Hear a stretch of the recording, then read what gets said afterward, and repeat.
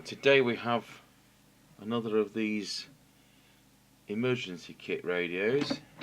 The only one I've done before with you is the realistic TRC 1004. This time it's the H469 Harvard one. I've gone from one extreme to the other. I've always regarded the realistic 1004 as the best and this one as the worst. Not because it doesn't perform, but because it doesn't offer very many facilities.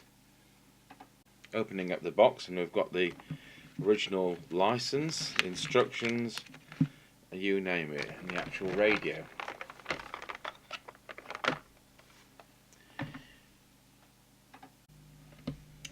Right, so we've connected it up to power. Be aware these are 12 volts. A lot of emergency sets are, rather than 13.8. They're not expecting your engine to be running. And one or two others do this. They give you the option to put some AA batteries inside, which is a nice touch. Now this doesn't seem to be working properly. This is one I bought about 18 months ago off eBay. Believe it or not, we had one of these originally in 1982 and somebody stole the sample. So of all the sets to steal, there you go. It works on 3 channels. It's crystal controlled, it's not synthesized. And what you have, just zoom in on this control panel, is you've got channel 9, which you'd expect, 14 and 30. Trouble is, certainly in this area, people tend to use 19 as a calling channel. Mind you, in cities they use it as a sit on there with a burner channel. So, yes, I mean, it's got 3 channels. And high and low power, which will no doubt be supposed to be 4 watts or 0.4 watts. And then they've got the charger socket for the batteries if you put rechargeables in. You've got DC power in for the cigarette lead, which I'm using, and the external antenna, of course, to go to the magnet mount it comes with. And on the other side, on-off volume and squelch. Now, when I've turned this on, and it's on now, just zoom out. I've got no squelch hiss, but it is working deftly. Now that's 3 microvolts, and that's the lowest I can get it to receive at. Well, that would probably give it about a half-mile range. So I'm hoping there's something wrong with it. I can't remember how bad the receiver was on the original sample. But I'll tell you what, I've got the instruction book in this box, and I'll just see what the manufacturer says it'll do. The manufacturer says it will do 0.7 of a microvolt, so it's faulty. Right, we'll take it apart. Well, we're clearly going to be making the notes as we go on this. I've got a circuit diagram which is in the instruction book, but of course I'm having to do a layout of how this works as we go. Now, one of the things which has surprised me, which you don't tend to get on many of these crystal controlled cheaper end things, not that these were that cheap, I think they were $69.99, and that is that the transmit crystals there have each got their own adjustable coil to get them spot on frequency. So it isn't a compromise, that's good. However, the receive side of it is whatever those crystals decide to do will be the frequency, but it's going to be a wide enough receiver. It's only going to be single conversion, I presume, and looking at the circuit, yes.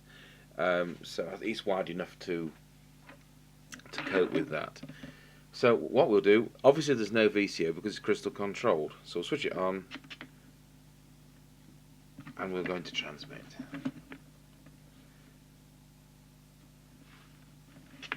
The trouble is the transmit button's underneath. Straight away it's doing 2.5 watts.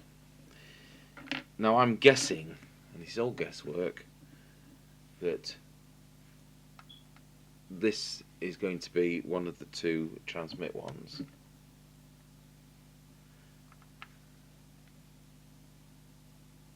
and that certainly has had an effect. I didn't see the first one. Yes, I did. Yes, there we are. So there's the two ones with the yellow. The next one we've got a slug here, so we'll just adjust that.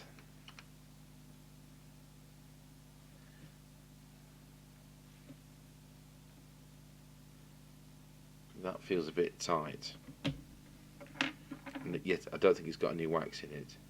I'm going to be very careful with that. I'll just move on to this variable capacitor, which is clearly the next bit of the transmitter.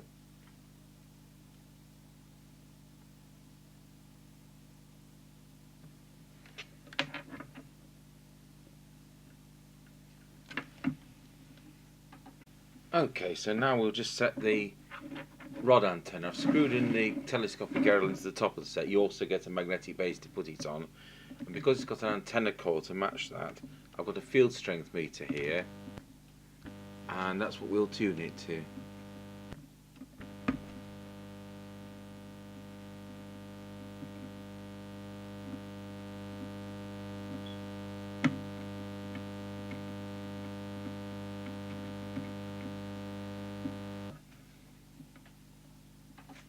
Right, well it reads, I've set that antenna up, and it reads about 3 watts on this test set. Now I've tuned it up. Just for a moment I've popped the power supply on the bench here up to 13.8, and it did go to 3.5 watts.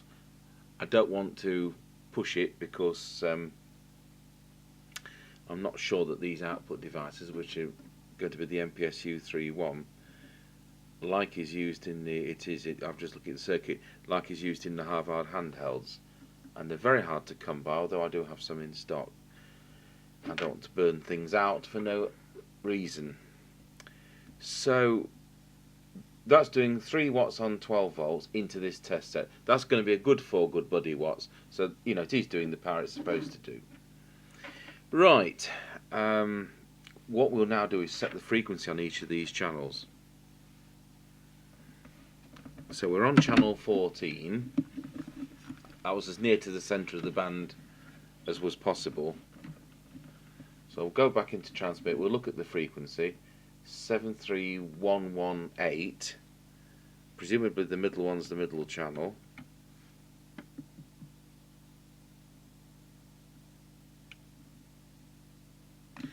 Let's to apply some heat to these. That's come up to 73118, it should be 73125, which is fair enough. Crystals drop with age, these are 30 years old. There's enough latitude there. Now presumably the lower channel, which is 9, will be to the, presumably that one there. So let's just see. If that's the case, it should be 2768125.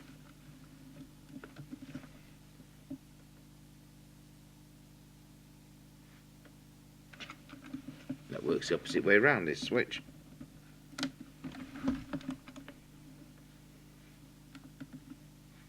And that's slightly high at 132.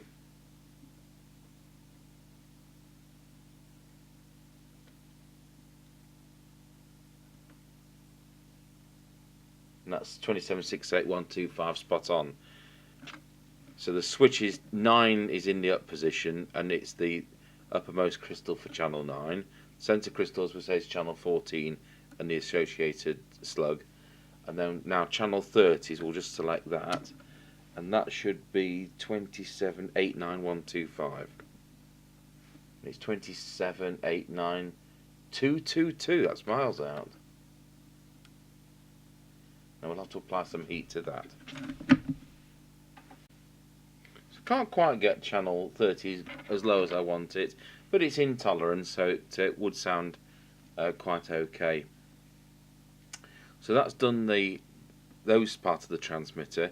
Now it's got high-low power, so that's the other switch.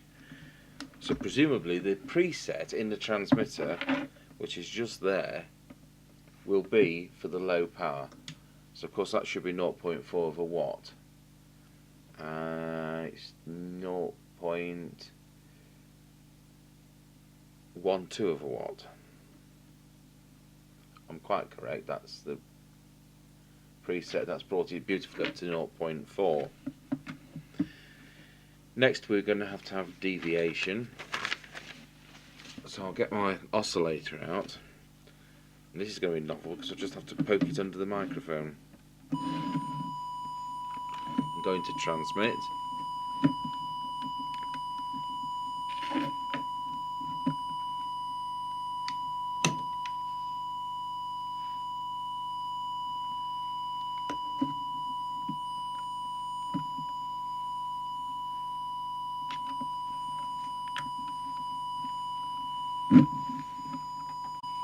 So switch the camera on. It's actually over the top. Again, we're going to have to guess which the preset is, and I would think it's the one by that one there. But I'm wrong. Well, the only other one's there. That's correct.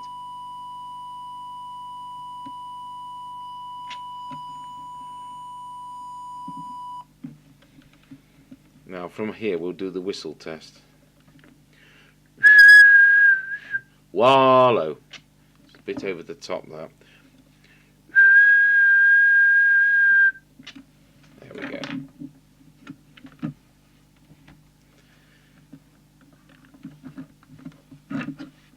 Right. So as far as I can see, we've now set up the transmitter. All three channels are working, and it's just about doing the power it's supposed to do. So I'll stop the video and we'll do one for receive.